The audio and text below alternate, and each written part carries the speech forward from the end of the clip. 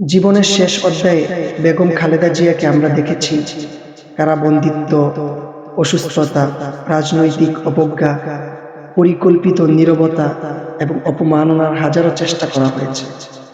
এখানে এসে মহান রব্বুল আলামিনের সূরাতুল ফাতিরের 10 নম্বর আয়াতটি আমার খুব বেশি মনে হয়।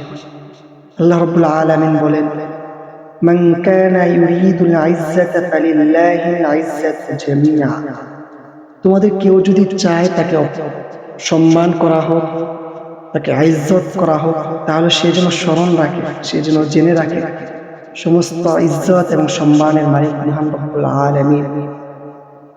ইজ্জত বা সম্মান দেওয়ার মালিক কোনো ক্ষমতাশালী শাসক নয় এবং এটার মালিক একা কোনো ব্যক্তিও নয়। সম্মান দেওয়ার মালিক কোনো আদালতও রাখে না। সম্মান আসে মহান রব্বুল আলামিনের পক্ষ থেকে, সম্মান যায়ও মহান রব্বুল আলামিনের পক্ষ থেকে। আল্লাহ রব্বুল আলামিন সূরাতুল হজের 18 নম্বর আয়াতে ইরশাদ করেন, ওয়া ইউহিনিল্লাহু ফামা লাহু মিন মুকরিম। আল্লাহ যাকে অপমান করেন, তাকে ইজ্জত দেনেওয়ালা, তাকে সম্মান করনেওয়ালা এমন কে আছে পৃথিবীতে দ্বিতীয় আল্লাহ রব্বুল আলামিন ছাড়া?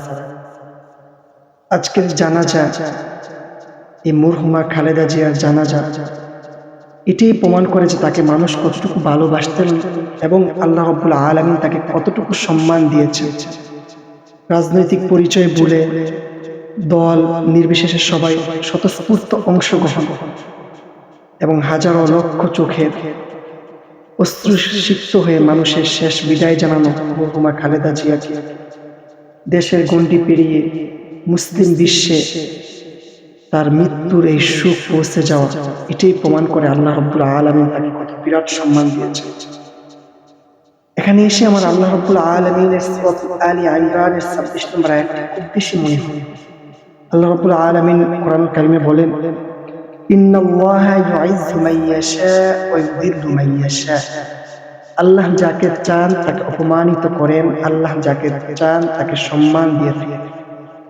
আল্লাহ যদি কাউকে সম্মান দেয়, দ্বিতীয় কেউ নেই যে তাকে অপমান করবে। আল্লাহ যদি কাউকে অপমান করে, দ্বিতীয় কেউ নেই যে তাকে সম্মান দিবে।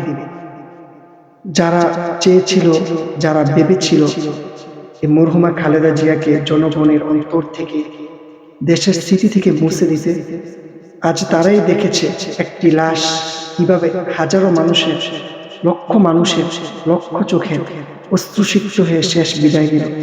হাজারো ভালোবাসা, হাজারো আবেগ দিয়ে মানুষ শেষ বিদায় জানালো। এটাই প্রমাণ করে ভালোবাসা বা ইজ্জত, সম্মান আল্লাহ তাআলার পক্ষ থেকে নির্ধারিত।